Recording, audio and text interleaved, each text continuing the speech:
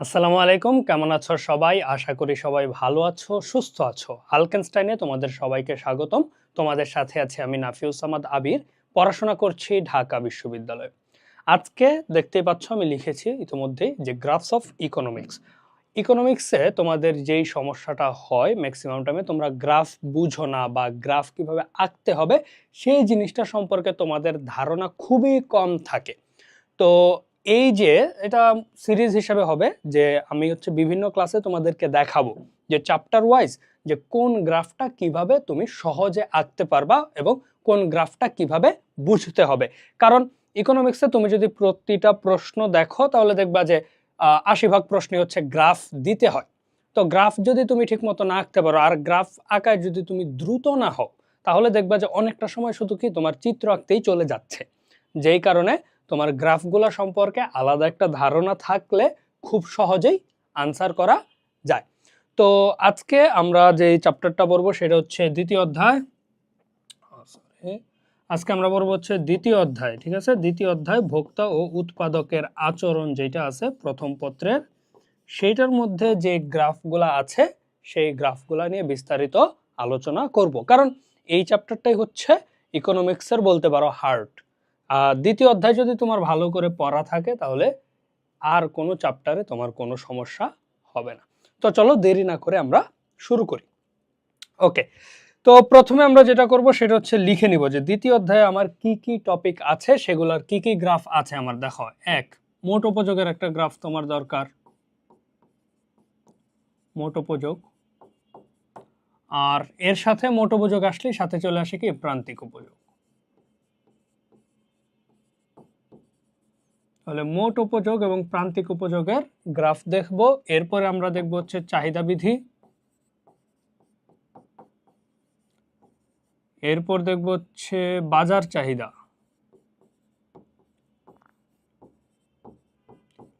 তারপরে হচ্ছে চাহিদার সংকোচন প্রসারণ।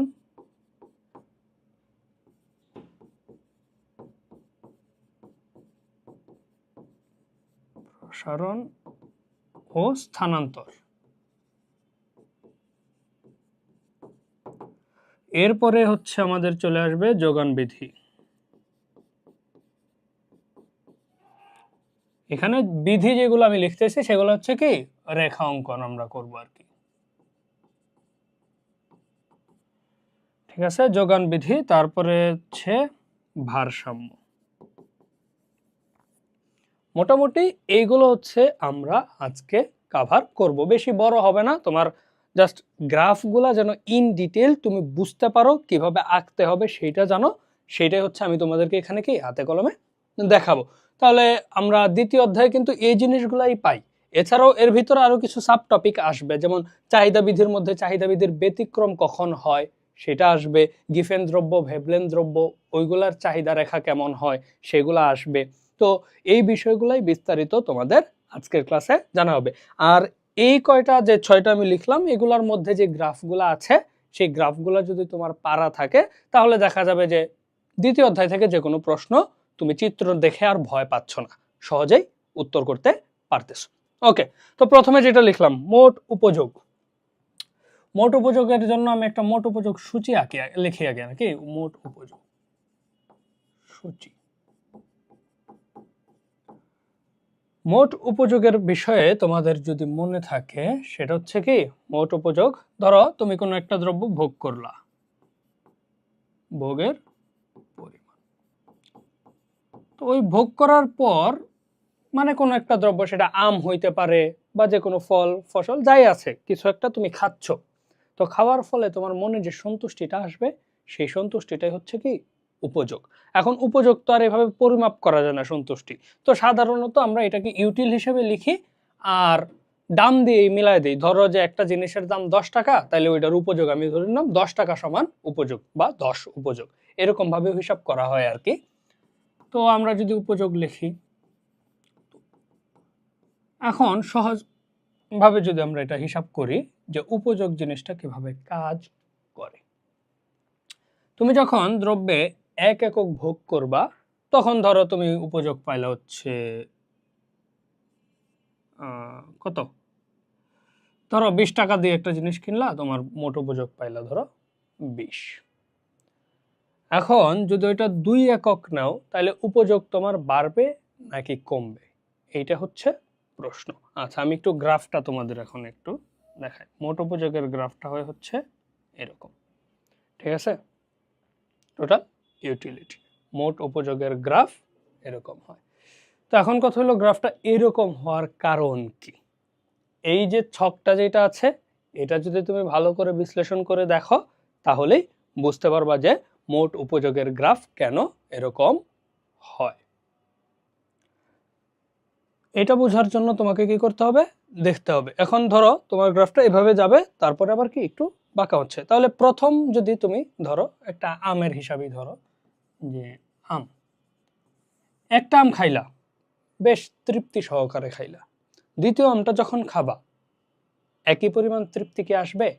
অবশ্যই না। যেহেতু তোমার চাহিদা কিছুটা হইলেও পূরণ হয়েছে, পেটটা তো এখন একটু ভরা ভরা বা একটা আম খেয়ে খুব আরাম পাইছো, পরেরটায় কিন্তু আর একই রকম মজা পাওয়া যাবে না। তাহলে সেই ক্ষেত্রে তোমার উপযোগ পাবা, কিন্তু প্রথমটায় যে 20 পাইছিলা, পরেরটায় হয়তো 20 পাবা না, পরেরটায় হয়তো কত পাবা, 15 পাবা। তাহলে 20 আর 15 মিলে হবে হচ্ছে কি 35। এরপরে যখন যাবা মজা আরেকটু কমবে, তখন দেখা গেল যে হচ্ছে 10 পাইছো, তাহলে হচ্ছে 45। এরপরে যদি আরেকটা খাও, এটা খায়া ধরো যে চিন্তা করলা যে আরো কম পাবো অবশ্যই, এখন পাইলা ধরো যে 5, 50 হইলো। তারপরে ধরো যে আরেকটা খাইলা, আর কোনো পরিবর্তন আসতেছে না। কেন আসতেছে না? কারণ অলরেডি তুমি ফুল সর্বোচ্চ পর্যায়ে চলে গেছো, ঠিক আছে? 50 সর্বোচ্চ পর্যায়ে চলে গেছো, এখন তোমার পেটও ভরে গেছে, মনও ভরে গেছে, আর জায়গা নাই। এখন যদি জোর করে তুমি খাও, তাহলে দেখা যাবে যে আরো কমতেছে, ঠিক আছে?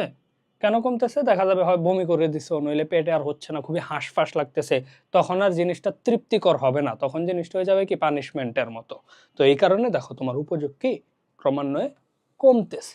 এখন তাইলে এইটারই যদি আমরা একটা চিত্র আঁকি, একেবারে আমি যেই চিত্রটা দেখাইছি সেটা বাদে এইটার একটা প্রপার চিত্র যদি আমরা আঁকতে চাই, ঠিক আছে, তাহলে কেমন হয়? আচ্ছা, এই জিনিসটা আমি একটু সরায় নিই, পুরোটা হয় নাই। ওকে, এটাকে একটু সরায় আমি হচ্ছে এক পাশে নিয়ে আসি, তাইলে হচ্ছে সবচেয়ে ভালো হবে, তোমাদেরও বুঝতে সুবিধা হবে। এটা আমি এইখানে রেখে দিলাম। ধরো যে মোট উপযোগ সূচি, আমাদের মানগুলা কিন্তু তোমরা একটু খেয়াল রাখো যে আমি কি কি মান নিয়েছি। এখন এটাকে যদি আমরা চিত্র আঁকি, ঠিক আছে, আমি হাতে আঁকতেছি, আমি হচ্ছে কি বলে জিওমেট্রিক প্যাটার্ন ইউজ করব না, এটা দিয়ে হচ্ছে বোঝা যাবে না, আমি হাতে দিই তাহলে সবচেয়ে সহজ হবে। চিত্রটা হয়তো একটু ইমব্যালেন্সড হবে, বাট তোমাদের বুঝতে সুবিধা হবে, আমি যেহেতু আঁকবো পুরোটা হাতে। ওকে, তাইলে মোট উপযোগের ক্ষেত্রে ভোগের পরিমাণ হচ্ছে কি স্বাধীন, তুমি ভোগ করতেছো, তাইলে এটা হবে কি ভূমি অক্ষে ভোগের পরিমাণ, আর উপযোগটা হবে কি লম্ব অক্ষে মোট উপযোগ, টোটাল ইউটিলিটি টি ইউ। ওকে, তো এই অক্ষটা কি 0, এক্স ওয়াই দুইটা মিলে এখানে হচ্ছে কি 0। তাহলে প্রথম ভোগের পরিমাণ যখন 1, ভোগের পরিমাণ আছে কি 1 2 3 4 5 6, তাহলে আমরা এখানে লিখে ফেলি 1 2 3 4 5। অলওয়েজ মনে রাখবা প্রত্যেকটা কিন্তু সমান দূরত্ব হবে, 0 থেকে 1 যতটুকু, 1 থেকে 2 ততটুকু, 2 থেকে 3 ততটুকু, 3 থেকে 4 ততটুকু, 4 থেকে 5, 5 থেকে 6, এরা কি সমান দূরত্বে থাকবে। মানে হচ্ছে গ্রাফে এইটুকুর মান 1, এইটুকুর মান 2, পুরাটার মান 2, এইটুকু আবার কি 1 1 1 2, এভাবে 1 2 3 4 5 6 পর্যন্ত তুমি যাবা। এদিকে দেখো মোট উপযোগ হচ্ছে কি 20 35 45 50 50 45। এখন দেখো মানগুলা কিন্তু ভিন্ন ভিন্ন ভাবে, তো তুমি ধরো এইখানে 20 দিয়ে দিলা, ধরো এখানে দিলা 20, তাইলে এখানে গিয়া তোমার হচ্ছে কি 40 দিতে হবে, কারণ এইটুকু 20 মানে এর সমান দূরত্ব যখন আসবে তখন 40 আসবে। তো এইভাবে দিলে দেখো মান তো তোমার আছে সর্বোচ্চ 50, এখানে ধরো দিলা 60, তাহলে তোমার এইটুকুর মধ্যেই অনেকগুলা মান না, তখন দেখা যাবে চিত্রটা কি খুব ব্যাকআপা দেখা যাবে। এইদিকে দেখো এত বড় হয়েছে, কিন্তু এইদিকে এখানেই শেষ। এখানেও যেন একটু উপরে যায়, ব্যালেন্সড যেন হয় চিত্রটা, সেটা তোমাকে মাথায় রাখতে হবে। তাহলে এক্ষেত্রে আমরা কিভাবে ব্যালেন্স রাখতে পারি, আমরা একটা আইডিয়া নিয়ে নিতে পারি যে কত গ্যাপ দিলে সুন্দর হয়। 50 পর্যন্ত যেহেতু আছে, আমরা যদি 10 করে নেই তাহলে 5টা ঘর যাবে, নেওয়া যায় 10 করে, 5 করে নিলে আবার বেশি হয়ে যেতে পারে। তাহলে 10, 20, 30, 40, এই গেল আমার 50। ঠিক আছে, 50টা মনে বেশি কাছে হয়ে গেছে না, 50টা একটু উপরে তুলে দিই, 50। তাহলে আমার সর্বোচ্চ মান আছে 50 পর্যন্ত, 10, 20, 30, 40, 50 আমি নিয়ে নিলাম। এখন মোটামুটি দেখো ব্যালেন্সড লাগতেছে, এইদিকেও একটু উপরের দিকে গেছে, এইদিকেও বেশ লম্বা হয়েছে। এখন দেখো এক একক ছিল 20, তাইলে এই দিক থেকে একে যাবা তুমি, এক থেকে উপরে উঠতে থাকবা, কত পর্যন্ত উঠবা, এই যে 20 পর্যন্ত উঠবা। তাহলে এই হচ্ছে তোমার একটা বিন্দু পাওয়া গেল।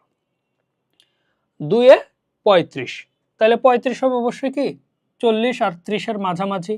তাহলে এখান থেকে টান দাও, এদিকে 2 থেকে উপরে ওঠো। তাহলে এই হচ্ছে তোমার দ্বিতীয় যে বিন্দু আছে সেটা। একটু হয়ে যাচ্ছে আমার তো, ঠিক আছে, এই গেল আরেকটা বিন্দু। 3-এ হচ্ছে 45, তাহলে 45ও হচ্ছে কি 40 আর 50-এর মাঝখানে, এখানে আমি 35 লিখে দিই, তাহলে 45 এইখানে। এই গেল আমার আরেকটা বিন্দু। 4-এ 3-এ 45 গেল, 4-এ 50, তাহলে এই যে আমার 50। একটু খেয়াল করলে দেখবা গ্রাফটা কি এইদিকে কম জায়গা নিচ্ছে আস্তে আস্তে, কি একটু এই দেখো এইদিকে যত বাড়তেছে তার তুলনায় এদিকে কম বাড়তেছে, এই কারণে এই গ্রাফটা হচ্ছে কি আস্তে আস্তে বাড়তে শুরু করে। 5-এও হচ্ছে 50, তাহলে তো তোমার এই যে এখান থেকে তুমি টানবা, টেনে এখানে নিয়ে আসবা, এই যে 5-এ 50 তোমার এই বিন্দু। ঠিক আছে, 5-এ 50 অর্থাৎ সমান দূরত্ব অতিক্রম করবে। 6-এ হচ্ছে আবার কি 45, তাহলে এই যে এইটুক তো আমার আঁকাই আছে, আমি এখান থেকে এটা নিই, এই হচ্ছে আমার মোটামুটি গ্রাফটা হয়েছে। একটু গোছালো লাগতে পারে। এখন যদি তুমি এটাকে যোগ করো, এই যে মূল বিন্দু যেগুলো আছে সেগুলা শুধু যোগ করে যাবা। এই রে একটু হয়ে গেল, এখান থেকে কি গ্রাফটা নিচের দিকে নামছে, তো এখানে তুমি হচ্ছে ছেদ করে দাও। আরে ওকে, এই তাহলে এগুলাকে হচ্ছে বিন্দু দিয়ে দাও, A B C D E F, আর এই রেখাটার নাম হচ্ছে কি টোটাল ইউটিলিটি রেখা। তাহলে এইভাবে হচ্ছে কি তুমি মোট উপযোগের চিত্র আঁকতে পারো। যা আছে সেগুলাই, ভূমি অক্ষে ভোগের পরিমাণ, লম্ব অক্ষে মোট উপযোগ, প্রতিটা বিন্দু যোগ করে জাস্ট চিত্রটা এঁকে দেবা। তাহলে খুব সহজেই কিন্তু তুমি মোট উপযোগ রেখা আঁকতে পারো।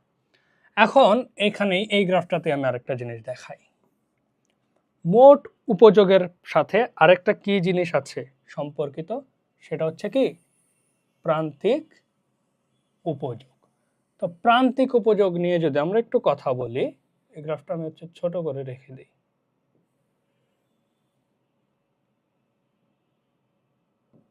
ঠিক আছে, এটা হচ্ছে এখানে থাকুক, মোট উপযোগ যে গ্রাফটা আছে সেটা আমরা পরবর্তীতে প্রান্তিক উপযোগের চিত্রটাও এঁকে দিব।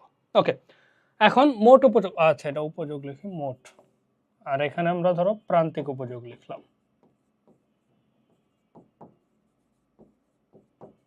একটা উপযোগ থেকে আরেকটা উপযোগ বাদ দিলে যদি এভাবে লিখি, TU N plus 1 minus TU N, এটাও করতে পারো, 2 থেকে 1 বিয়োগ দিবা, বা TU N minus TU N minus 1 ওইটাও দিতে পারো, সমস্যা নেই। এইভাবে তোমাদের জানার দরকার নাই, তোমরা শুধু এইটুকু জানো যে কি একটা উপযোগ থেকে আরেকটা বাদ দিলে। তো এখানে যেহেতু 1-এ 20, তো এটা তো প্রথম, তাহলে 20ই থাকলো ধরো, তারপরে 2 এ 35, তাহলে 35 মাইনাস 20 হচ্ছে কত 15, 3 এ হচ্ছে 45, তাহলে এখানে হচ্ছে 10, 4 এ 50, তাহলে এখানে হচ্ছে 5, 5 এও 50, এখানে হচ্ছে 0, 6 এ 45, এখানে হচ্ছে কি মাইনাস 5। তাহলে এখানে আমরা কি কি জিনিস বুঝতে পারি দেখো, ক্রম ও হ্রাসমান প্রান্তিক উপযোগ বিধি কিন্তু এই ছক থেকেই আমরা বুঝতে পারি। কিভাবে? ভোগের পরিমাণ বাড়াইলে মোট উপযোগের পরিমাণ বাড়ে। কিভাবে বাড়ে? ক্রম ও হ্রাসমান হারে বাড়ে।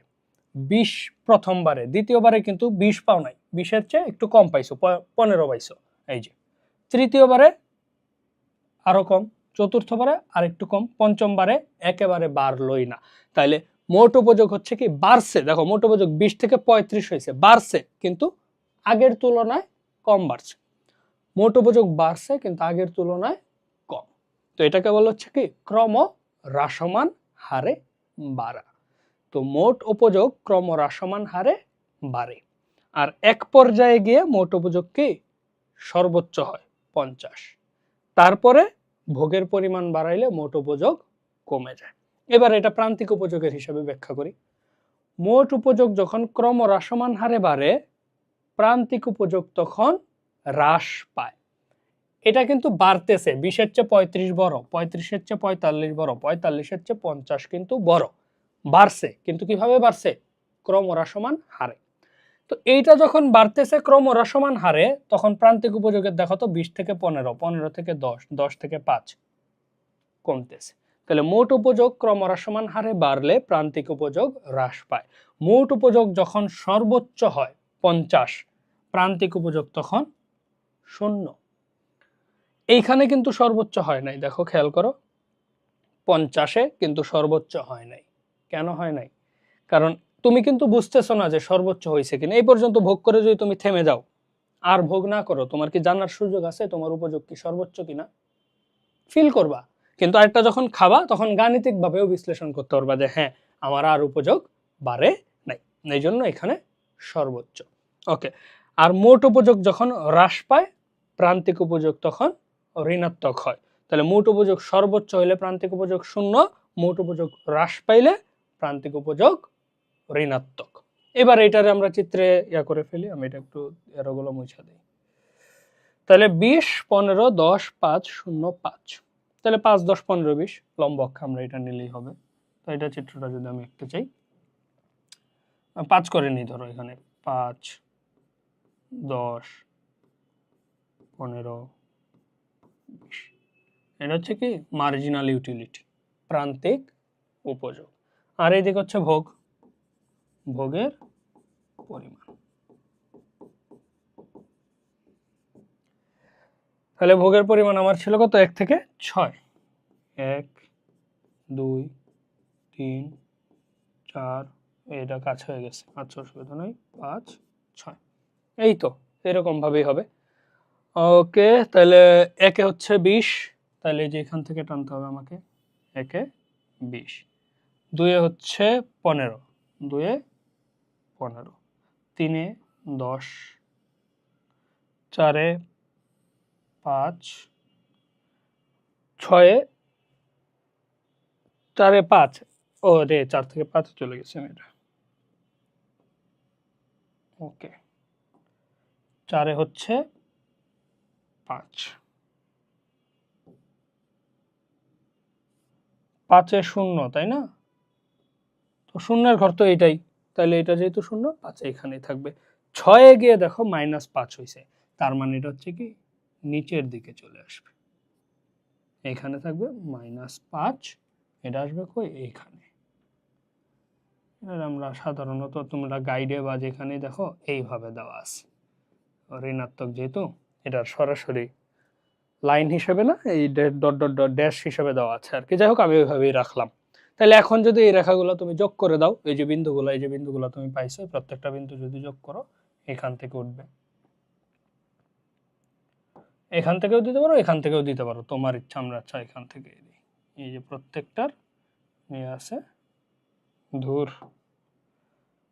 একটু সতর্কতার সহিত করতে হবে, এটা এলোমেলো হয়ে গেছে। আচ্ছা, এখানে আমি আর একটু মুছে এটাকে একটু কারেকশন করে দিই তোমাদের।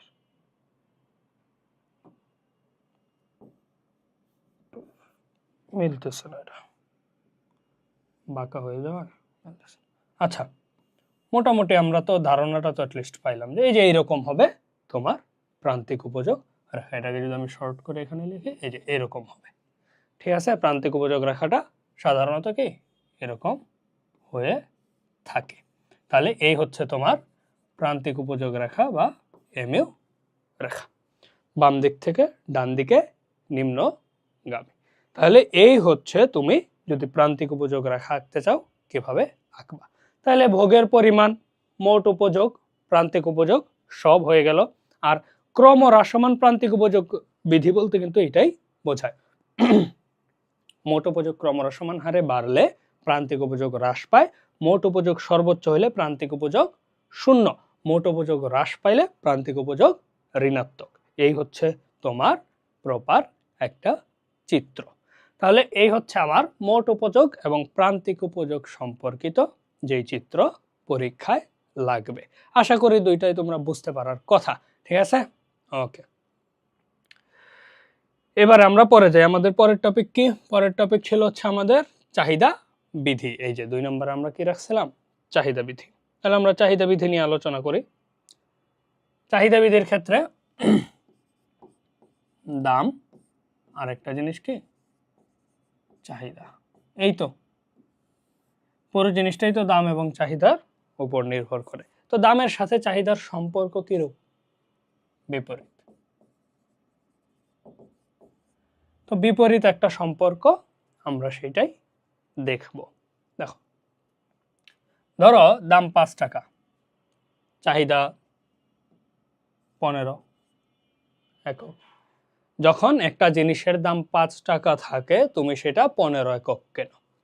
ধরো দাম বেড়ে 10 টাকা হয়ে গেল, তাহলে আগে 5 টাকা সস্তা ছিল না, এখন তো তোমার আগের মতো আর কেনার সাধ্য নাই। তো তুমি তখন কি করবা? তুমি এই জিনিসটা কম কিনবা। তাহলে তখন এটা কিনলা, ধরো 10 একক কিনলা, আগের চাইতে একটু কম কিনলা। দাম ধরো 15 টাকা হয়ে গেল, দাম 15 টাকা হয়ে গেলে কি আগের মতো কিনতে পারবা? কিনতে পারবা না, তখন তুমি আরো কম কিনবা, তাই না? তাহলে এখানে দাম যত বাড়তেছে চাহিদার পরিমাণ তত কমতেছে। তাহলে চাহিদা বিধি হচ্ছে কি, দাম, একটা জিনিস একটু বলে রাখি, এখানে একটা শর্ত দেখবা তোমরা সবসময় পাবা যে অন্যান্য বিষয় অপরিবর্তিত থাকলে।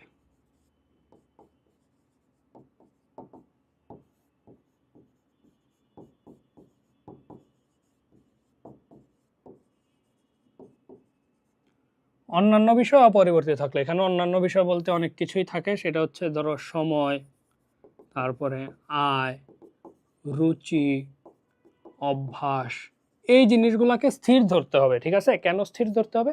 কারণ এগুলোও চাহিদাকে পরিবর্তন করতে পারে। এখন ধরো দাম 10 টাকায় হয়ে গেল, তোমার ইনকাম আগে 100 টাকা ছিল, পরে 200 টাকা হয়ে গেল, তাহলে তো তুমি আর কমাবা না, তুমি সমানই কিনতে পারবা, তাই না? এই জিনিসগুলোর একটা বিষয় কিন্তু থাকে। এই কারণেই এই অন্যান্য বিষয় অপরিবর্তিত থাকলে দাম বাড়লে চাহিদা কমে, দাম কমলে চাহিদা বাড়ে। দাম এবং চাহিদার এই বিপরীতমুখী সম্পর্কই হচ্ছে কি চাহিদা বিধি। তাহলে এই হচ্ছে আমার একটা চাহিদা সূচি আমি আঁকলাম। এটা থেকে ধরো চাহিদা রেখাটা এখানেই, এখান থেকে চাহিদা রেখাটা যদি আমি আঁকতে চাই,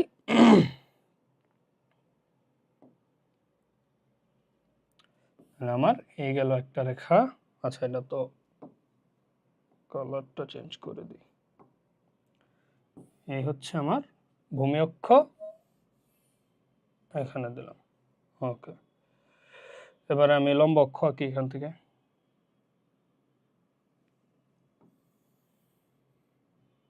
এই হচ্ছে আমার লম্ব অক্ষ। তাহলে ভূমি অক্ষে থাকবে হচ্ছে কি, এটা কি তোমাদের মনে আছে? ক্লাসে আমি তোমাদের বলেছিলাম, আমি একটু বলে দিই। সাধারণত যে কোনো এক্স ওয়াই, দেখো আমরা এটারে ওয়াই ধরি, এটারে এক্স ধরি। তোমরা যখন ফাংশন পড়ছো, Y is a function of X, এটা কি অধীন চলক। ওয়াই হচ্ছে কি অধীন চলক, ওয়াইরে আমরা সবসময় কি অধীন চলক হিসেবে ধরি। আর এক্স কি, এক্স হচ্ছে স্বাধীন। তো ভূমি অক্ষে সাধারণত স্বাধীন চলক থাকে, আর লম্ব অক্ষে থাকে হচ্ছে অধীন চলক। কিন্তু এই জিনিসটা একবার ব্যতিক্রম হয়। কখন ব্যতিক্রম হয়? দেখো, ওয়াই এর জায়গায় তুমি ধরে নিলা ডিমান্ড, তাহলে demand is a function of কি? প্রাইস। চাহিদা দামের উপর নির্ভরশীল। তাহলে এই স্বাধীন চলকটা কি হয়ে গেছে? স্বাধীন চলকটা হয়ে গেছে দাম। তো যদি এরকম হয়, যদি কখনো এরকম হয় যে দুইটা স্বাধীন চলক অধীন চলকের মধ্যে স্বাধীন চলকটা দাম, দুইটার যদি একটা দাম থাকে, মনে রাখবা দাম সবসময় লম্ব অক্ষে যায়। এখন কেন যায় এটা তোমরা প্রশ্ন করতেই পারো যে ভাই সবসময় স্বাধীন চলক আমরা দেখি যে ভূমি অক্ষে। যেমন আগেরটাই দেখো, ভোগ হচ্ছে স্বাধীন, ভোগের উপর উপযোগ নির্ভর করে, তাহলে ভোগ নিছিলাম আমি ভূমি অক্ষে, লম্ব অক্ষে নিছিলাম হচ্ছে কি ওই টোটাল ইউটিলিটি, মার্জিনাল ইউটিলিটি। কিন্তু এইখানে দাম কেন লম্ব অক্ষে যাবে? তোমাদের বইয়ে দেখবো প্রত্যেকটাতেই দাম লম্ব অক্ষে দেওয়া। এখন কথা হলো দাম লম্ব অক্ষে কেন যাবে? এটার বিশেষ কোনো ব্যাখ্যা নাই। এটার বিশেষ হচ্ছে প্রাচীন যে অর্থনীতিবিদরা আছে, প্রাচীন যে অর্থনীতিবিদরা আছেন তারা বলছে যে আমরা হচ্ছে কি দাম লম্ব অক্ষে রাখবো, এই কারণেই দাম সবসময় কি লম্ব অক্ষে চলে গেছে। বুঝতে পারছো? তো এটারে হচ্ছে কিন্তু ইনভার্স ডিমান্ড ফাংশন বলা হয়। আমরা সাধারণত যেটা হয় নর্মালি ডিমান্ড ফাংশন আঁকার কথা, ডিমান্ড ফাংশন যদি আমরা আঁকি তাহলে পি থাকবে নিচে, কিন্তু যেহেতু পি উপরে এই কারণে এটাকে ইংরেজিতে বলা হচ্ছে ইনভার্স ডিমান্ড। বিপরীত আর কি, ইনভার্স। তো এই আর কি, যাই হোক এটা তোমাদের এখন জানার দরকার নাই, তোমরা শুধু এইটুকু মনে রাখো যে দাম যদি দুইটা চলকের মধ্যে একটা যদি দাম হয় প্রাইস, তাহলে দামটা সবসময় লম্ব অক্ষে চলে যাবে। তাহলে এখানে চাহিদা বলতে কি চাহিদার পরিমাণ, তাহলে কোয়ান্টিটি ডিমান্ডেড, কিউডি দ্বারা আমরা প্রকাশ করি। চাহিদার ক্ষেত্রে ডি, সাপ্লাইয়ের ক্ষেত্রে এখানে এই ছোট হাতের ডিটারে এস লিখে দিলেই হয়ে যায়। ওকে, তাহলে আমরা এটা চিত্রটা এঁকে ফেলি। দাম যখন, আচ্ছা একটু নিয়ে নেই, তাহলে দাম নিচ্ছি আমরা লম্ব অক্ষে 5, 10, 15, এই দিকেও তো এরকমই থাকবে 5, 10, 15। তাহলে দাম যখন 5 টাকা, চাহিদা 15 একক, তাহলে দাম 5 টাকা যদি, আচ্ছা এটা দিয়ে আঁকবো, এটা দিয়ে দাম 5 টাকা, চাহিদা 15 একক। দাম 10 টাকা,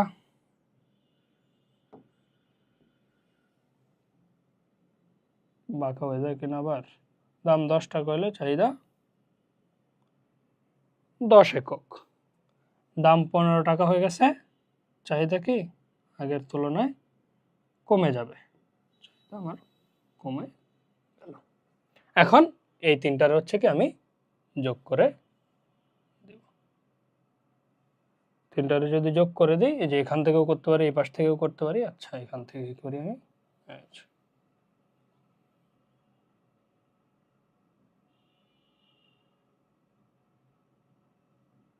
এই হচ্ছে আমার ডিমান্ড ফাংশন। ঠিক আছে, তাহলে এই হচ্ছে আমার, আমি যদি এগুলো লিখি এ বি সি, এই তো না উল্টা লিখে ফেলছি এবিসি, 5 হইলে 15, হ্যাঁ উল্টা লিখছি, এখানে হবে এইভাবে, এইটা হচ্ছে এ বিন্দু, এটা বি বিন্দু, এটা সি বিন্দু, ডি। তাহলে এই হচ্ছে আমার চাহিদা রেখা। দাম 5 টাকায়, চাহিদা 15 টাকা, দাম 10 টাকায়, চাহিদা 10 টাকা, দাম 15 টাকায়, চাহিদা 5 টাকা। অর্থাৎ দাম যত বাড়ছে চাহিদা সেই হিসাবে কমছে। তাহলে দাম বাড়লে চাহিদা কমে, দাম কমলে চাহিদা বাড়ে। এই হচ্ছে আমার চাহিদা বিধি। তো আশা করি এটা বুঝতে অসুবিধা হওয়ার কথা না, কঠিন কিছু না কিন্তু। ঠিক আছে, ওকে। এরপরে আমরা কি দেখব? এরপরে আমরা দেখব হচ্ছে গিফেন ভ্যাবলেন দুইটা। এইটাতে আমি কোনো মান নিব না, ঠিক আছে, এটাতে আমি মান না নিয়ে হচ্ছে তোমাদেরকে দেখাবো। গিফেন হচ্ছে কোন ধরনের দ্রব্য? নিম্ন স্তরের দ্রব্য। সাধারণত গরিব স্বল্প আয়ের মানুষ এই দ্রব্যগুলা ভোগ করে থাকে। আর ভ্যাবলেন হচ্ছে বিলাসজাত দ্রব্য,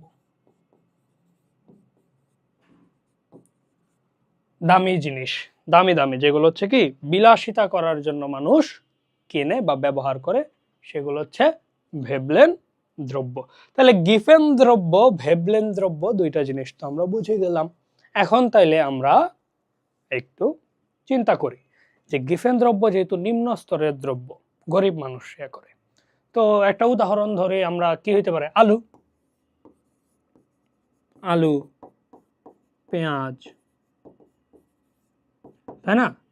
এগুলো হচ্ছে কি নিম্ন স্তরের দ্রব্য। বিলাসজাত দ্রব্য, গাড়ি, স্বর্ণ, রৌপ্য বা রূপা, এগুলাই তো বিলাসজাত দ্রব্য। তাহলে আমার ক্যাটাগরি তো আমি পাই গেলাম। তাহলে এই দুইটার চাহিদা রেখা কেন এত বিশেষত্ব পাবে? সাধারণ চাহিদা রেখা তো আমরা দেখছি, দাম বাড়লে চাহিদা কমে, দাম কমলে চাহিদা বাড়ে। কিন্তু গিফেন ভেবলেনের কি বিশেষত্ব আছে যে কারণে এটা? বাস্তব জীবনের সাথে যদি চিন্তা করো তাইলেই তোমরা গিফেন ভেবলেনের বিষয়টা বুঝতে পারবা। কিভাবে বুঝবা বাস্তব জীবনের সাথে তুলনা করে? বাস্তব জীবনে কি হয় এই জিনিসটা তোমরা চিন্তা করো। আমি লিখছি কি গিফেন দ্রব্য হচ্ছে আলু, পেঁয়াজ। দেখো, রমজানের সময় আমাদের দেশে দেখবা জিনিসপত্রের দাম বাড়তে থাকে। আবার কখনো কখনো ভারত থেকে বা বিভিন্ন দেশ থেকে পেঁয়াজ আমদানি বন্ধ হয়ে গেলে দেখবা যে হুট করে দাম বেড়ে যায়। তখন মানুষ কি করে? পেঁয়াজের দাম ভবিষ্যতে বাড়তে পারে বা হালকা একটু যদি বেড়ে যায়, এরকম যদি হয় যে অল্প একটু বেড়ে গেছে, যে 40 টাকা থেকে 60 টাকা হয়ে গেল, তখন মানুষ আগে যে 5 কেজি কিনতো সে চিন্তা করবে দাম তো 60 টাকা হয়ে গেছে, দাম তো বাইরে এখন 80 টাকা 100 টাকার উপরে চলে যাবে, তাইলে আমি বেশি করে অলরেডি কিনে রাখি। যদি বেশি করে কিনে রাখি তাহলে দাম বেড়ে গেলেও আমার আর কোনো সমস্যা হবে না। তো এই জিনিসটাই হচ্ছে গিফেন ভেবলেন দ্রব্যের চাহিদা রেখাটারে ডিকটেট করে।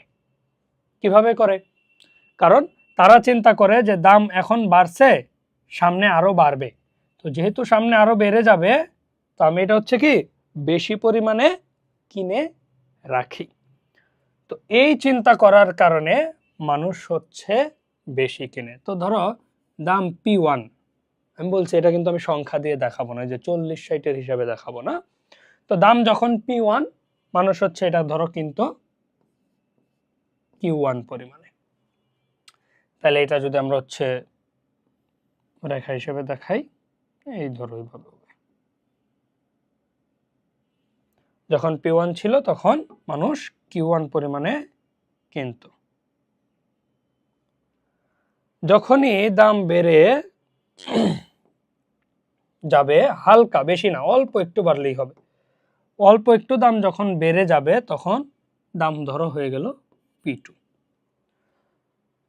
যেই মুহূর্তে দাম একটু বাড়ছে, মানুষ চিন্তা করবে হ্যাঁ রে এটার দাম তো আরো বেড়ে যাবে, তাহলে আমি বেশি করে কিনে রাখি যাতে দাম বেড়ে গেলেও কি আমার কোনো সমস্যা না হয়। তো সে Q2 পরিমাণ কিনবে। আগে এইটুকু কিন্তু লাভটা দিচ্ছে, দেখছো, একেবারে বড় একটা জাম্প দিবে। তখন সে হচ্ছে কি অল্প দাম বাড়লেও কিনবে বেশি পরিমাণে। দাম বাড়ছে কিন্তু অল্প, সাধারণ হিসেবে দাম বাড়লে তার কম কেনার কথা, কিন্তু যেহেতু গিফেন দ্রব্য, নিত্য প্রয়োজনীয় দ্রব্য, দাম যখন বাড়তে থাকে ধুম বাড়তে থাকে, এই কারণে মানুষ কি বেশি কিনে রাখে। যেমন কাঁচামরিচের দাম দেখবা সিজনে একবার না একবার 800-1000 টাকা কেজিতে চলেই যায়। কেন যায়? 40-50 টাকা থেকে 1000 টাকা কেজিতে কাঁচামরিচের দাম চলে যায়। এই জিনিসটা হয় কারণ ওই যে সাপ্লাইয়ে যোগানের ক্ষেত্রে সমস্যা। কিন্তু সাধারণ মানুষ তখন কি করে? বেশি পরিমাণে কিনে রাখে। পেঁয়াজ, বাংলাদেশে এবার ভারত থেকে পেঁয়াজ আমদানি হয় নাই, এই নিউজটা আসার সাথে সাথে পেঁয়াজের দাম 10 টাকা 20 টাকা বেড়ে যাবে কেজিতে। আর যখন 2 দিন পরে আসলেই পেঁয়াজ থাকবে না, তখন দেখা যাবে কি যে মানুষ আরো দাম বাড়ায় দিচ্ছে। তো এই ক্ষেত্রে যখন দেখে যে 5-10 টাকা বেড়ে গেছে, তখন মানুষ চিন্তা করে যে আরো বাড়বে। ধরো 5 টাকা বাড়লে ভাবে আরো বাড়বে, যে কারণে বেশি কিনে। এই একটা কারণে হচ্ছে কি অধিক পরিমাণে তারা কিনে রাখে। তখন চাহিদা রেখাটা কিরকম হবে? এই যে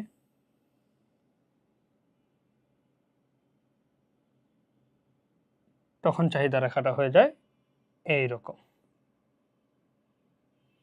তাহলে এখন দেখো, সাধারণত চাহিদা রেখা হচ্ছে বাম দিক থেকে ডান দিকে নিম্নগামী, কিন্তু গিফেন দ্রব্যের চাহিদা রেখাটা হচ্ছে কি বাম দিক থেকে ডান দিকে ঊর্ধ্বগামী।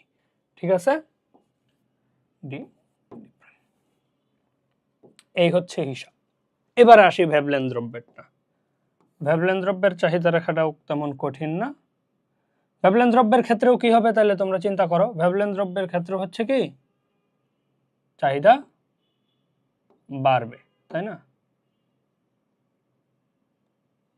ভেবলেন দ্রব্যের ক্ষেত্রেও চাহিদা হচ্ছে বেড়ে যাবে। তাহলে আমরা এটার একটু ঘুরাই দিই, সরি,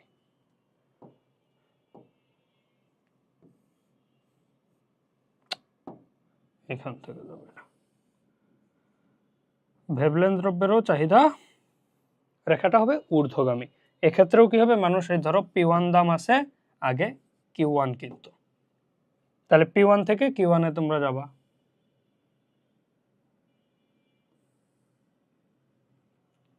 এখন দাম যখন একটু বাড়ছে, হয়ে গেছে P2, কি করবে দেখো, বিলাসজাত দ্রব্য কি স্বর্ণ, রৌপ্য, এগুলা। তো যারা বড় লোক সাধারণত তারা ভেবলেন দ্রব্য ভোগ করে। তো একজন বড় লোক ব্যক্তি সে দেখলো স্বর্ণের দাম 2,50,000 থেকে 2,75,000 টাকা ভরি হয়ে গেছে। তখন সে চিন্তা করবে এই স্বর্ণের দাম তো 2 দিন পরে 3 লাখে চলে যাবে, তাইলে আমি এখন কিনে রাখি। এখন কেন বিলাসজাত? স্বর্ণ তো সে কিনতে পারবে, সে তো বড় লোক মানুষ, তার তো সমস্যা নাই। এই কারণে হচ্ছে কি এরা বিলাসজাত দ্রব্যের মধ্যে পরে, বড় লোকরা ভোগ করে। তো সে চিন্তা করবে স্বর্ণ সে কিনে রাখুক, কিছু কিনে রাখলে সামনে দাম যখন বাড়বে সে আবারও বিক্রি করে দিতে পারবে। এখন 2,75,000 হয়েছে, 2 দিন পরে 3 লাখ, 3,15,000 হয়ে গেলে সে বেশি দামে বিক্রি করবে।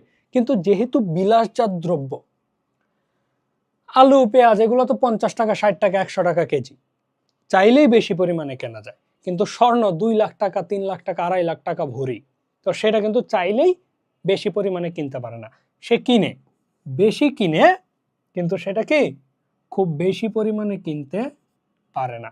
গিফেনে যেমন দেখছো একেবারে এত বড় জাম্প দেয়, এই জাম্পটা সে দিতে পারে না।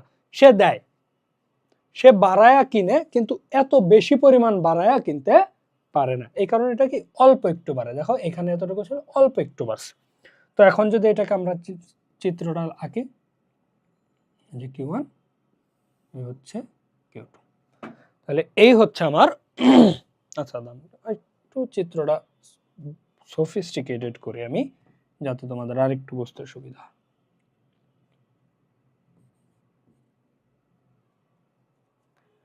ঠিক আছে,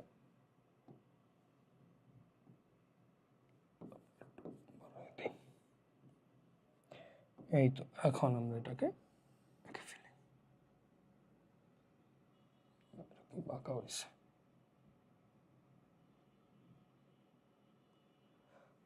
অসুবিধা নেই। এই হচ্ছে আমার ভেবলেন দ্রব্যের চাহিদা রেখা।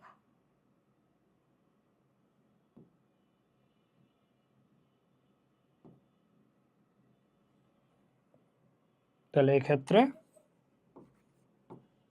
কি হবে, দাম বাড়লেও সে কিনবে, কিন্তু বেশি পরিমাণে কিনতে পারবে না, অল্প একটু বেশি কিনবে।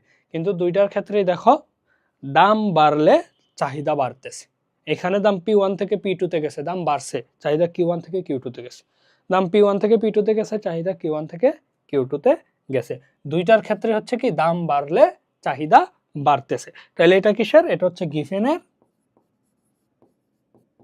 আর এটা হচ্ছে ভেবলেন দ্রব্যের। তো মাথায় রাখবা গিফেন দ্রব্য, ভেবলেন দ্রব্যের চাহিদা রেখার আকৃতিটা একটা একটু হেলানো, আর একটা একটু কি বেশি পরিমাণে খাড়া হয়ে থাকে। তাহলে এই গেল আমার গিফেন এবং ভেবলেন দ্রব্যের চাহিদা রেখা। একটু ভালো করে দেখে নাও। এবারে আমরা যে টপিকটা দেখব সেটা হচ্ছে কি বাজার চাহিদা।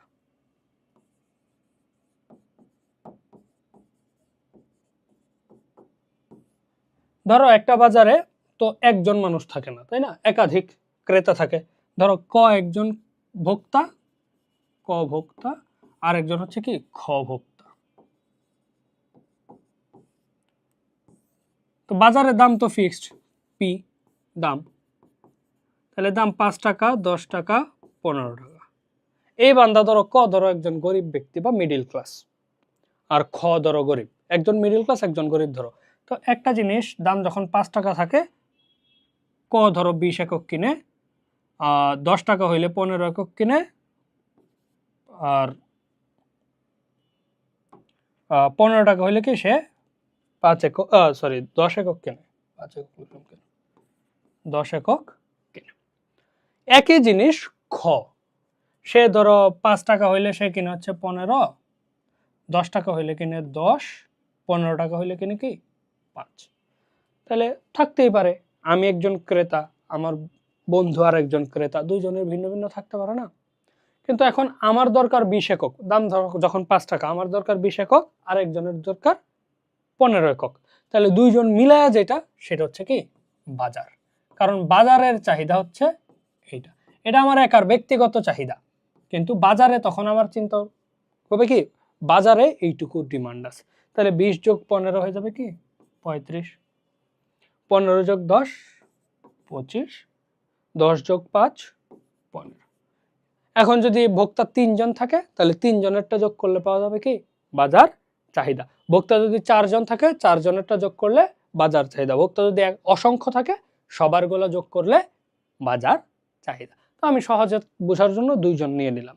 তাহলে এখানে আমার যদি ব্যক্তিগত চাহিদা বাজার চাহিদার চিন্তা করতে হয়, এখানে আমি 3টা চিত্র আঁকলে সবচেয়ে সুন্দর হবে আর কি। এই একটা, আচ্ছা এখানে তো জায়গা কম হয়ে যাবে না, আমি এটা ছোট করে দিই।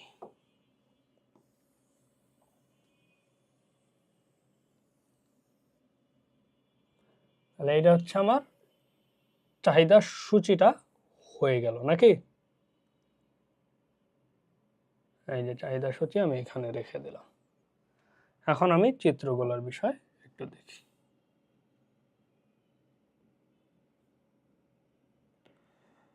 ওকে,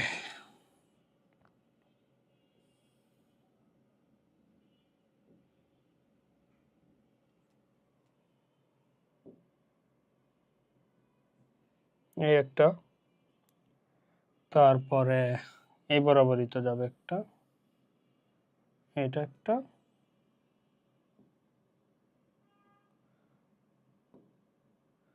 আর এই ধরো বাজারের জন্য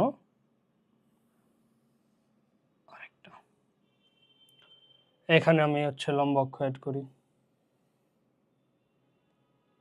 এখানে লম্ব অক্ষ অ্যাড করি।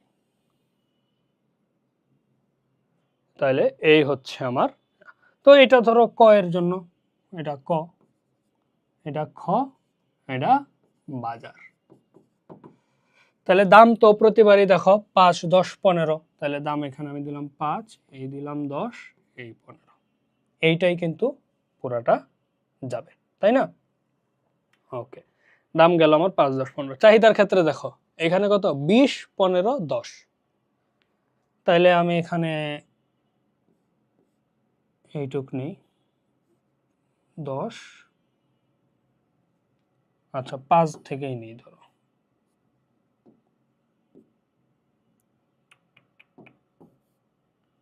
এইখানে 5 10 15 20, আর এখানে আছে কি 5 10 15, নিলাম 5 10 15। আর বাজারের ক্ষেত্রে আছে 15 25 35। এখানে একটা জিনিস তোমাদেরকে আমি একটু দেখায় দিই, 15 25 35। এই দেখো আমি এখানে 2টা দাগ দিছি, এই 2টা দাগের একটা বিশেষত্ব আছে। 15 এখানে কিন্তু 15 যতটুকু 25 পর্যন্ত, এখানে প্রথমবারে 15 বাড়ছে, কিন্তু পরের বারে 10 করে বাড়ছে, কিন্তু আমি ডিস্টেন্স সবগুলার সমান নিছি। তো এই যে কাটা চিহ্নটা দিছি না দুইটা দাগ, এর মানে বোঝানো হয়েছে যে এখানে আমি কিছুটা এটাকে বোঝাই হচ্ছে, ধরো এই যে এইটারে আমি ধরো এইটুকু, এখানে হচ্ছে এই যে 5, 10, 15, তারপরে এখানে ধরো আমি নিলাম 20। এখান থেকে ধরো আমি এই দুইটা বাদ দিচ্ছি, এই দুইটা আমার দরকার নাই, তাহলে আমি এইটুকুই নিব শুধু, যে 15 আর 20, এখানে একটু এক্সট্রা দিয়ে হচ্ছে এই চিহ্নটা দিয়ে দেবো, তার মানে এখানে 5, 10 আমি কেটে ফেলে দিছি আর কি। তো এখানে কাটা হয়েছে এরকম বোঝায়, ঠিক আছে। এটা তেমন আমার, শুধু এটুকু জানো যে যদি এরকম দিতে চাও আর কি, এই যে ওই এই 10 করে ডিফারেন্স কিন্তু শুরু হয়েছে 15 থেকে, তাহলে শুরুতে এভাবে একটু কেটে দিতে পারো, তাইলে হয়ে যাবে। ওকে, তাহলে 5, 10, 15, 20, এই যে এখানেও যদি আমি চাইতাম, এখানে যেহেতু আমার হচ্ছে 20, 15, 10, 5 রে বাদ দিতে হইতো, তাহলে আমি এখানে একটু কেটে এটা আর একটু বামে নিয়ে আসতে পারতাম আর কি, জায়গা বাঁচাইতে পারতাম। ওকে, তাহলে আমি এটাকে চিত্র এঁকে ফেলি। তাহলে দাম যখন 5 টাকা, চাহিদা হচ্ছে কি 20, তাহলে এই যে এখানে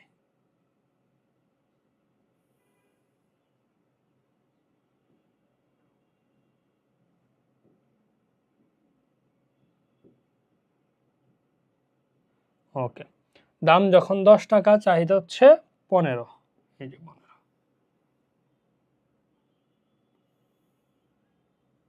দাম যখন 15 টাকা, চাহিদা তখন 10, নিয়ে আসি 10-এ।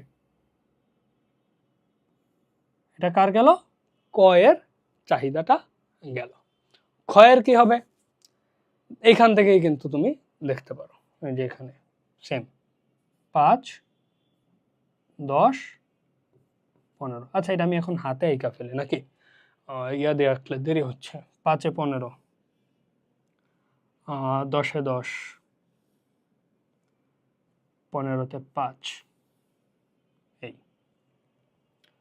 এরপরে দেখো সেম 5, 10, 15, 5-এ হচ্ছে 35, 25, 10-এ, এই হচ্ছে তোমার চাহিদা রেখাগুলা। একটু হয়ে গেছে, এটা দিয়ে দিই।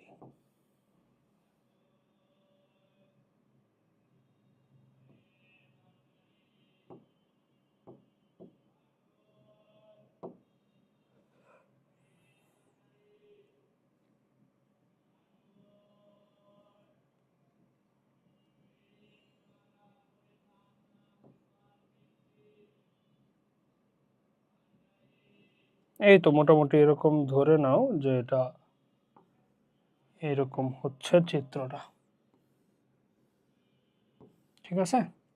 তাহলে এই হচ্ছে আমার, এটারে হচ্ছে এরকম ডট ডট ডট ডট দিয়ে কানেক্ট করে দেবা, ক খ দুইজনেরটা মিলায়ে হচ্ছে কি বাজার চাহিদা এরকম হয়। তাহলে এটা কয়ের, এটা ক্ষয়ের, আর এটা বাজার চাহিদা। তাহলে মোটামুটি আমার বাজার চাহিদা কিভাবে নির্ণয় করতে হবে যোগ করে দিবা, আর চিত্রটা কিভাবে আঁকতে হবে সেটাও তুমি দেখে ফেললা। তাহলে এই গেল আমার হচ্ছে কি বাজার চাহিদা। এরপরে আমার কি আছে? চাহিদার সংকোচন প্রসারণ।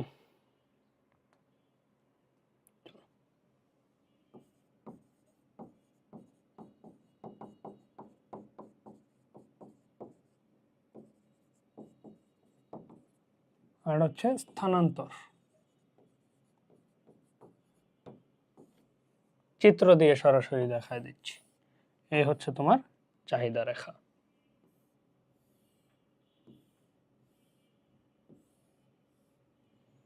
আর এই হচ্ছে তোমার চাহিদা রেখা।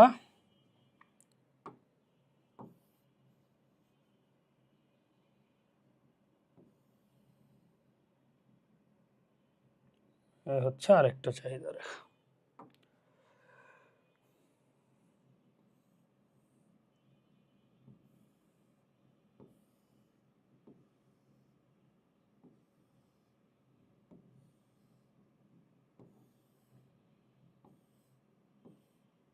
অধিক পরিমাণে ইয়া হয়ে যাচ্ছে না? এটা কনফিউজন লাগবে, আমি এটা সহজ করে রাখি।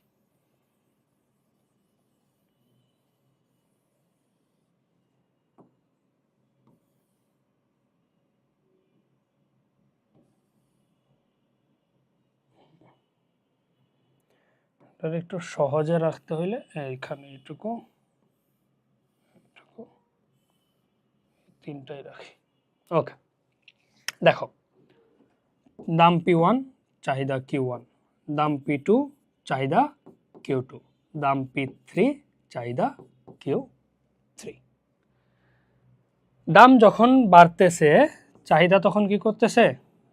কমতেছে। তাহলে এইটা বামে চলে আসতেছে, তাহলে এই বিন্দু থেকে এই বিন্দুতে চলে যাচ্ছে। দাম যখন আরো বাড়তেছে চাহিদা আরো কমতেছে, এই Q2 থেকে Q3 তে চলে আসছে, এই বিন্দুতে চলে গেল। আবার এখান থেকে তোর ধরো দাম শুরুতে P3 ছিল, দাম কমে P2 তে হইলো, চাহিদা কি ডান দিকে গেল, বিন্দু এটা স্থানান্তরিত হইলো। দাম আবার কমলো, কমে P1 এ আসলো, তাহলে চাহিদাটা কি Q2 থেকে Q1 এ চলে যাবে এদিকে। তাহলে এই যে একই রেখার মধ্যে যখন উপরে নিচে যাবে সেটাকে বলা হচ্ছে চাহিদার সংকোচন প্রসারণ। যদি কমে তাহলে সংকোচন কমলে, আর যদি বাড়ে তাহলে সেটাকে বলে কি প্রসারণ। তাহলে কমলে সংকোচন, বাড়লে প্রসারণ। এটা হচ্ছে কি চাহিদা রেখার সংকোচন প্রসারণ। কিন্তু এখন দেখো দাম ঠিক আছে P1, চলে গেল দাম P2 তে, দাম P3 তে, কিন্তু চাহিদার রেখাটা হচ্ছে ওই দিক চলে গেছে। দেখো দাম একই আছে কিন্তু এইখানে চাহিদা হচ্ছে কি, এই যে দেখো বেশি, এইখানে চাহিদা আরো বেশি, এখানেও চাহিদা বেশি। তাহলে দাম একই থাকা সত্ত্বেও যদি চাহিদা বাইরে যায়, দাম স্থির কিন্তু চাহিদা বাড়লো, অথবা চাহিদা ধরো কমলো, এই যে ভিতরের দিকে চলে আসলো, দাম একই থাকা সত্ত্বেও যদি চাহিদা বাড়ে বা কমে সেটাকে বলা হচ্ছে কি চাহিদা রেখার স্থানান্তর। এই স্থানান্তরটা কখন হয় আমি একটু দেখাই। এই যে আমি লিখলাম শুরুতে অন্যান্য বিষয় অপরিবর্তিত থাকলে, অর্থাৎ সময়, আয়, রুচি, অভ্যাস, এই যে জিনিসগুলো আছে এইগুলো যদি অপরিবর্তিত থাকে তাইলে হচ্ছে দামের সাথে সম্পর্কিত। কিন্তু যদি এই যে এই অন্যান্য বিষয়গুলো পরিবর্তিত হয় তাহলে হচ্ছে কি এই স্থানান্তর হয়। তাহলে কি কি জিনিস পরিবর্তন হলে স্থানান্তর হতে পারে? আয় চেঞ্জ হলে হইতে পারে, তারপর হচ্ছে রুচি পরিবর্তন হলে হইতে পারে, সময় পরিবর্তন হলে হইতে পারে, অভ্যাস পরিবর্তন হলে হইতে পারে। অর্থাৎ অন্যান্য যে বিষয়গুলো আছে সেগুলো যদি চেঞ্জ হয় তাহলে চাহিদা রেখার স্থানান্তর ঘটে। আর যদি খালি দাম চেঞ্জ হয় তাহলে হচ্ছে কি চাহিদা রেখার সংকোচন প্রসারণ ঘটে। তাহলে এই গেল আমার চাহিদার সংকোচন এবং প্রসারণের বিষয়। এবারে যোগানের ক্ষেত্রে চলে আসি। যোগানের ক্ষেত্রে তো বিষয়টা সিম্পল, দাম এবং যোগানের সম্পর্ক কিরকম? সমমুখী। তাহলে যোগান হচ্ছে ঊর্ধ্বমুখী হবে, সাপ্লাই সাপ্লাই। এদিকে নিব হচ্ছে কি দাম, এদিকে হচ্ছে কি কোয়ান্টিটি সাপ্লাইড। বিভিন্ন রকম বিন্দু পাবে, এই যে ধরো একটা বিন্দু পাইলা, এই আরেকটা বিন্দু পাইলা, এই আরেকটা বিন্দু পাইলা, Q1 Q2 Q3, P1 P2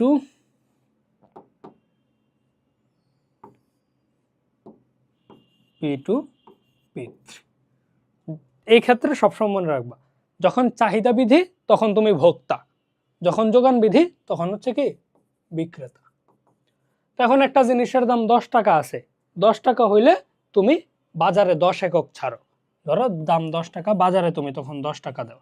দাম যদি 20 টাকা হয় তাহলে তুমি একটা বেচলে আগে 10 টাকা পাইতে, এখন একটা বেচলে 20 টাকা পাবা। তাহলে আগে 10 একক দিতে, এখন বাজারে চিন্তা করবা কি 20 একক দিয়ে দেই, বাড়ায় দেই, যাতে আমি এগুলো 20 টাকা করে বিক্রি করে দিব, লাভ বেশি হবে। দাম আরো বাড়লো, 30 টাকা হয়ে গেল, তখন কি করবা তুমি আরো বাড়ায় দিবা, যে যোগান আরো বাড়ায় দিলাম, যে যা সব বিক্রি করে ফেলি, আমার বেশি দাম পাচ্ছি মানেই কি আমি বিক্রি করব দাম। এক্ষেত্রে তো তুমি বিক্রেতা, তো যেহেতু তুমি বিক্রেতা তাহলে বিক্রেতা হইলে কি হবে, দাম বাড়লে তুমি যোগান কি বাড়ায়া দিবা। এই তো এই যে এই জিনিসটা হচ্ছে কি যে যোগান রেখার সংকোচন প্রসারণ। আর যদি যোগান রেখাটা পুরোটা স্থানান্তর হয়ে যায়, ঠিক আছে আমি একটু এইখানেই দেখা দিই, এটা মুছে। যোগান রেখা যদি সম্পূর্ণ স্থানান্তর হয়ে যায় তখন সেটাকে বলা হয় কি যোগান রেখার স্থানান্তর। ওই একই রকম জিনিস, এক্ষেত্রে যোগান রেখাটা হয় ডানে চলে আসবে নইলে বামে চলে যাবে, অর্থাৎ কোনো একদিকে চলে যাবে। এইটাও কিসের ক্ষেত্রে? দাম ছাড়া অন্যান্য বিষয় পরিবর্তিত হইলে যোগান রেখার এরকম স্থানান্তর তুমি দেখতে পাবা। ওকে, এরপরে আমরা কি দেখব? ভারসাম্য। ভারসাম্যের ক্ষেত্রে দুইটা জিনিসই থাকে, চাহিদাও থাকবে,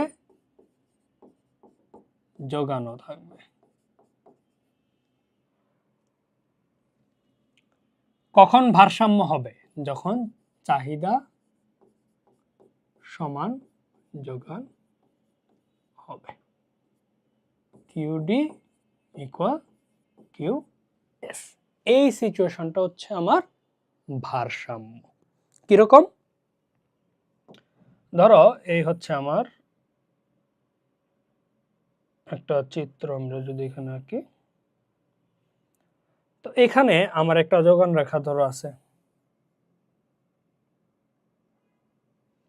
চাহিদা রেখা আছে।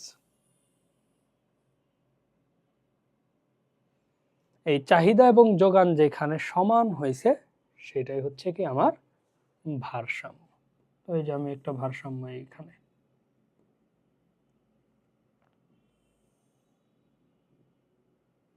এই হচ্ছে আমার ভারসাম্য।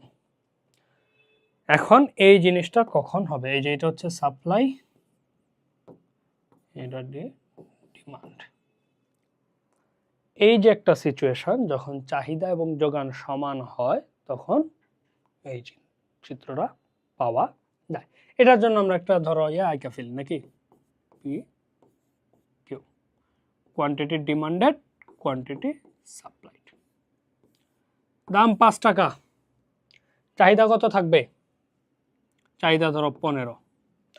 তো দাম যেহেতু 5 টাকা, যোগান কি আর এত বেশি থাকবে? না, যোগান থাকবে কম। দাম যদি বাড়ে 10 টাকা হয়, চাহিদা কমবে, 10 টাকায় চলে আসবে। দাম বাড়ছে, তাহলে যোগানও কি হবে? বাড়ছে। কারণ দাম এবং চাহিদার সম্পর্ক বিপরীত, দাম এবং যোগানের সম্পর্ক সমমুখী। দাম আরো বাড়লো, 15 টাকা হয়ে গেল, চাহিদা তখন কমে যাবে, যোগান তখন বেড়ে যাবে। এই যে দেখতে পাচ্ছ চিত্র, এইটাই হচ্ছে ডিমান্ড এবং সাপ্লাই। এখন দেখো ডিমান্ড এবং সাপ্লাই সমান হইলে ভারসাম্য, তাহলে চাহিদা এবং যোগান সমান হয়েছে কত? 10 টাকা দামে 10 একক, 10 একক। তাহলে এই যে দেখো আমি দামগুলো লিখে ফেলি, ধরো এখানে 5 টাকা, এই 10 টাকা, এই হচ্ছে 15 টাকা।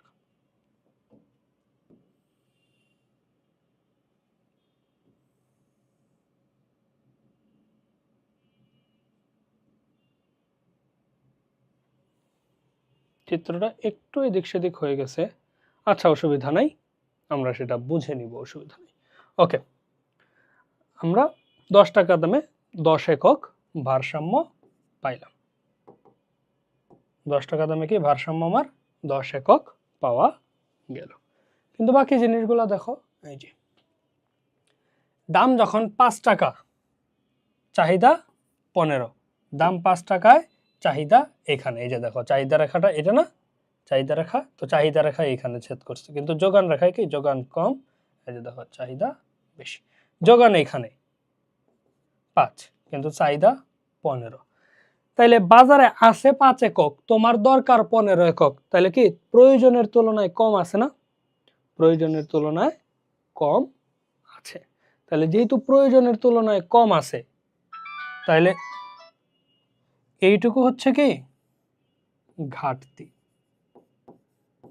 ঠিক আছে, যোগান এখানে, চাহিদা এখানে, তাইলে চাহিদা বেশি, যোগান কম। তুমি চাও 15টা আম, বাজারে আছে 5টা আম, তাহলে ঘাটতি আছে 10টা আমে। আবার ধরো দাম যখন 15 টাকা, তুমি চাও 5টা আম, বাজারে আছে 15টা আম, তাহলে এখানে কি অতিরিক্ত আম রয়ে গেছে না? তাহলে এই জিনিসটার আমরা কি বলবো?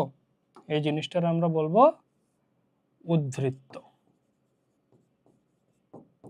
বুঝতে পারছো? অর্থাৎ এখানে এক্সট্রা রয়ে গেছে। কিন্তু ভারসাম্য কখন হচ্ছে?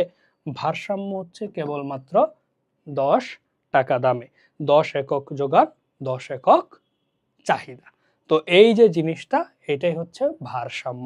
তাহলে দাম বেশি যদি থাকে তখন কি হবে? যোগান বেশি থাকবে। এই যে যোগান হচ্ছে এইখানে, এইখানে মানে কিন্তু এই যে এইদিকে বেশি, যোগানের পরিমাণটা বেশি। তো এই বেশিটা আমি যখন উপরের দিকে নিয়ে চিন্তা করছি, এই কারণে চিত্রটার কি এইখানে বিন্দুটা আসছে আর কি। তো মনে রাখবা, এখান থেকে ডানে গেলে বেশি, এখান থেকে উপরে গেলে বেশি, ঠিক আছে? তাহলে এইখানেও বেশি, ওইদিকেও বেশি, এভাবেই চিন্তা করবো আর কি। তো ভূমি অক্ষের ক্ষেত্রে বাম থেকে ডানে, লম্ব অক্ষের ক্ষেত্রে কি নিচে থেকে উপরে। তাহলে এই বিন্দুতে বেশি বোঝাচ্ছে না এই বিন্দুর তুলনায়, কারণ এটা হচ্ছে কি যে ধরো যে সমানই আছে কিন্তু উপরে আছে, তার মানে বেশি। এইখানে একটা বিন্দু, এখানে একটা বিন্দু, উপরে আছে, তার মানে বেশি।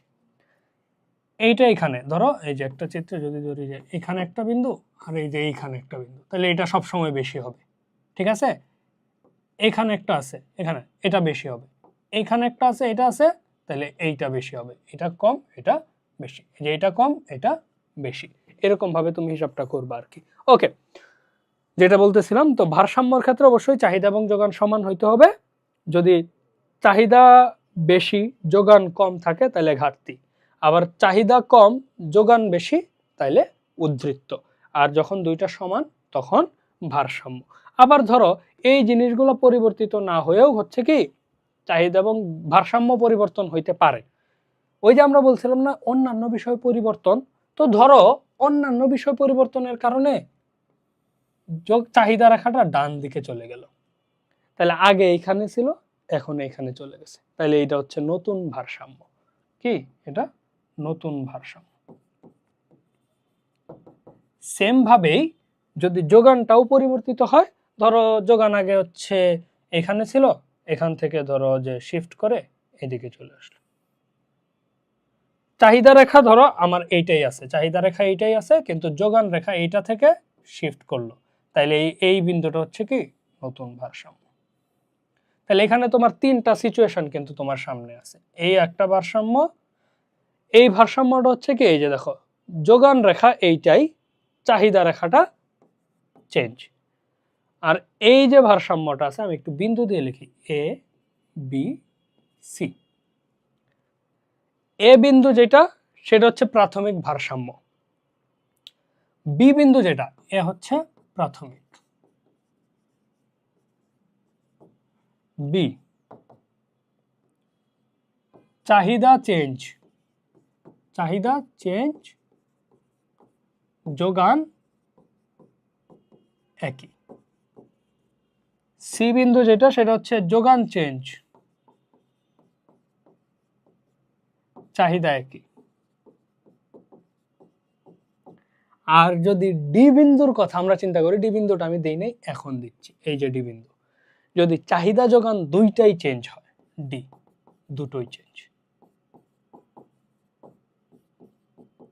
তাহলে হচ্ছে কি তোমার হয়ে যাবে। একই চিত্রে দেখানোর কারণে হিজিবিজি লাগতে পারে, তোমরা চাইলে এটাকে তিনটা আলাদা আলাদা চিত্রে করতে পারো। তিনটা আলাদা চিত্র আমি যদি দেখাই, ছোট করে দেখায় দিই, এই হচ্ছে চাহিদা যোগান একটা চেঞ্জ হইলো, এটা হচ্ছে কি শুধু ডিমান্ড চেঞ্জ। এটা যদি ধরো যে এই একটা আমি যোগান চেঞ্জ করে দিলাম, এই আরেকটা বিন্দু হয়ে গেল। এখন ধরো আরেকটা যদি দিই, চাহিদাও চেঞ্জ, যোগানও চেঞ্জ, এই যে নতুন যে বিন্দুটা আছে, তাহলে এটা হচ্ছে এ ধরো, এটা ধরো বি, এই সি বিন্দু, এভাবে চিন্তা করতে পারো। এই এবিসি আর ওই এবিসি কিন্তু এক না, ওইটার ক্ষেত্রে দুইটাই চেঞ্জ, এটার ক্ষেত্রে একটা, এটার ক্ষেত্রে একটা চেঞ্জ। বুঝতে পারছো? তাহলে এইভাবে প্রতিবারই কি ভারসাম্য চেঞ্জ হবে। আর যদি ওই চিত্রের সাথে মিলাই দিতে চাই, তাহলে এইটা এ, এটা বি, এটা সি, এটা ডি, এটা প্রাথমিক ভারসাম্য, এটা কেবল চাহিদা চেঞ্জ, এটা কেবল যোগান চেঞ্জ, আর ওইটা হচ্ছে কি দুইটাই চেঞ্জ। এই চারটা চিত্রই হচ্ছে এখানে একসাথে তোমারে আমি দেখাইলাম। তাহলে এই গেল আমাদের ভারসাম্য এবং ভারসাম্য চেঞ্জ হওয়ার যে বিস্তারিত অবস্থা আছে সেইটা। তাহলে একটু কঠিন কি? কঠিন তো না, আমি তো তোমাদেরকে আলাদা আলাদা ভেঙে ভেঙে দেখাই দিলাম। এখন তোমার যদি বইটা পড়া থাকে আর এই চিত্রগুলোর ক্ষেত্রে তোমাকে মনে রাখতে হবে, কি করতে হবে? প্র্যাকটিস করতে হবে। প্র্যাকটিস, চিত্র ফাস্ট হবে তখনই যখন তুমি হচ্ছে কি দ্রুত প্র্যাকটিস করতে পারবা। তুমি যত বেশি চিত্র আঁকবা তত দ্রুত হবে। আর চিত্র যদি তুমি রেগুলার আঁকো তাহলে এক সময় দেখবা যে তোমার হচ্ছে কি ওই স্কেলেরও দরকার পড়বে না, তুমি হাতেই চিত্র ভালো আঁকতে পারবা। ঠিক আছে? ওকে, তো বেশি বেশি তুমি যদি চিত্রগুলো একে একে প্র্যাকটিস করো তবেই হচ্ছে তোমার চিত্রগুলো ক্লিয়ার হবে, তুমি সহজে উত্তর করতে পারবা। তাহলে এই হচ্ছে তোমাদের দ্বিতীয় অধ্যায়ের আমার যা ছিল, যত চিত্র ছিল সেগুলা নিয়ে মোটামুটি একটা আলোচনা। ঠিক আছে? তো আজকে পর্যন্তই। সবাই ভালো থাকো, সুস্থ থাকো। ঠিক আছে, আজকে পর্যন্ত। সবাই ভালো থাকো, সুস্থ থাকো।